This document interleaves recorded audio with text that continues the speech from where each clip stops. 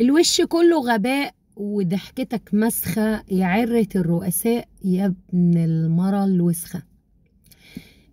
انت طبعا عارض مطارات سفنكس والعلمين وكم مطار كده عارضهم للبيع. طبعا انت عارف انت عارضهم ليه للبيع، لكن الجرابيع اللي انت بتحكمهم الهلافيت الشعب المكفي مش عارفين.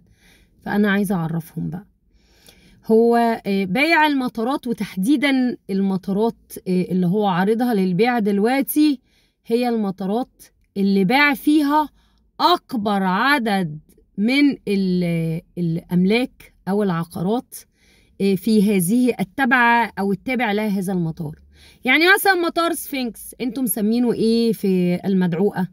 مسمينه مطار العرب. طب ليه مسمينه مطار العرب؟ لان اللي بينزلوا هناك كلهم خلايجة من اللي بتوع الجلاليب دول، العيال اللي كانت بتجري ورا المعيز في الصحراء. فطبعا حضراتكم نايمين في ميه المخلل ومش عارفين تحديدا مطار زي مطار سفنكس معروض ليه للبيع. تحديدا ليه المطار ده؟ لان المنطقه بتاعت زايد ومناطق كتير جدا في القاهره بالسلامه، مناطق بالكامل، شوارع بالكامل، عمارات بالكامل، بكلياتها، بجامعاتها، بصيدلياتها، بعماراتها، بعقاراتها قديمه وجديده، اتباعت للمعيز بتوع الصحراء اللي كانوا بيجروا في الصحراء من غير لباس، اللي المصريين علموهم يلبسوا ويتنضفوا ويتنجروا. دول تحديدا اللي هيشتروا المطارات. طبعا في القلب منهم إخرائيل، وهو الخليج ايه غير إخرائيل كده؟ بس يعني براغيث كده متنطورة في ما يسمى الخليج.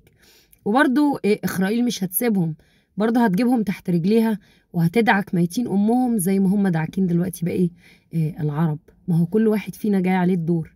الفرق بس إن في ناس ساكتة، يعني في ناس واكلة خرا وساكتة، وفي ناس بتتكلم. يعني مش معقول يا جماعة نموت وكمان ما نتكلمش. يعني أنا مثلا واحدة زيي واخدة حقي في الوطن شتيمة، بما إني مش واصلة لأي حاجة في هذا الوطن المنكوب. فأنا باخد حقي شتيمة، يعني بحاول إن أنا يعني أنفس شوية بدل ما أموت من اللي بيحصل في البلد من الوسخ ومن الشعب المكفي. إن أنا أنفس عن نفسي بالشتيمة. طبعا الأوساخ اللي بيقولوا لي بلاش شتيمة وعيب الشتيمة، قلتوا للوسخ اللي بيبيع البلد عيب؟ قلت له اللي سجن الناس عيب؟ قلت له اللي بيقتل الناس عيب؟ اللي هرب الآثار واسترقها قلت له عيب؟ ولا أنا بس اللي بيتقال لي عيب؟